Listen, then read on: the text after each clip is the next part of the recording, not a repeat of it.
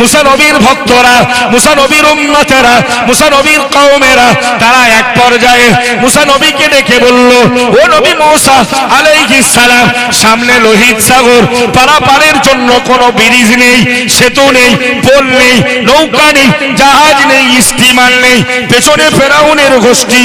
হুজুর হুজুর ইন্না অবশ্যই আমরা লামুদরখুন, আমরা আজ ধরা পড়ে যাব।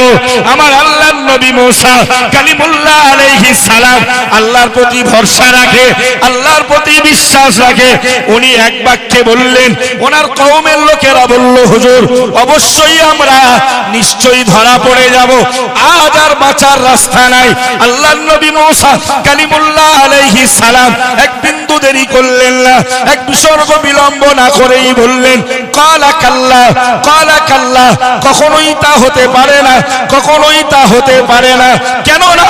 ইন্না মাইয়া রব্বি, নিশ্চয়ই আমার সঙ্গে রয়েছে আমার রব। জোরে বলুন সুবহানাল্লাহ।